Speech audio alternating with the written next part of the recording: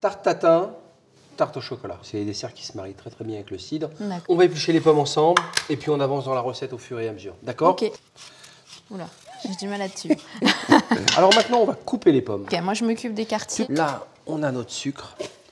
On va bien enrober les pommes, vraiment généreusement. Alors, on est sur un moule de 20 cm, donc je vais diviser Le beurre mes en deux. 200 g de beurre. 10 pommades, ça va m'aider dans le montage. Il faut bien les enfoncer On dans. vient les coller, mais vraiment les serrer, parce que la pomme, eh bien, ça compote. Et, Ça réduit à la cuisson. ça réduit. On va mettre ça en cuisson, et pendant ce temps-là, moi, je vais ouvrir une autre bouteille de cidre. Jolie mousse, hein? Il a une jolie couleur. Ouais. C'est beau, ça, hein? Ouais. Ah, t'as vu commence ça? un Comme petit peu à c'est prendre de la beau. couleur.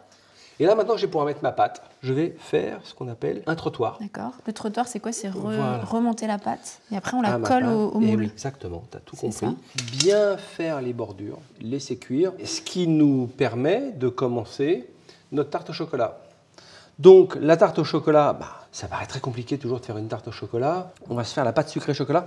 J'ai ma farine, D'accord. j'ai mon cacao. Et là, évidemment, je vais commencer à faire le mélange. D'accord. On va déjà mettre les œufs, mon petit peu de sel, tac, Ok. et le beurre, bien entendu.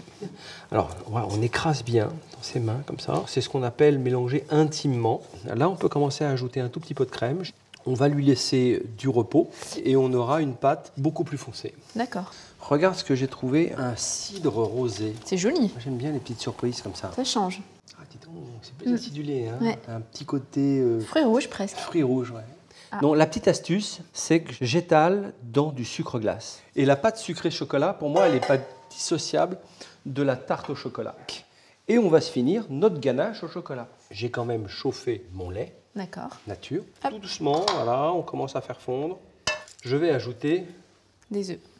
l'œuf. Un œuf. Et oui, on va tout mélanger. On passe par le milieu et on laisse faire. Ce qui compte, c'est que je n'ai pas de bulle. Bonjour Marie. Bonjour. Je vous appelle parce qu'il nous faut quand même l'avis d'une spécialiste. Il y a une grande diversité dans les cidres, que ce soit au niveau du terroir, au niveau des variétés. Sur la tarte tatin, j'aurais bien vu celui-là, un cidre qui va être plus sec, avec un petit peu des arômes de miel. Ah ben magnifique. C'est assez frustrant d'être un petit peu loin en ce moment-là. J'aimerais bien la goûter. Pour ce qui est de la tarte au chocolat, j'aurais choisi ce cidre-là, qui est un monovariétal et qui a des arômes de fruits rouges. C'est vraiment intéressant ce que vous avez évoqué et puis c'est toute cette diversité. Finalement, chacun retrouvera ses envies, ses plaisirs autour de ces cidres.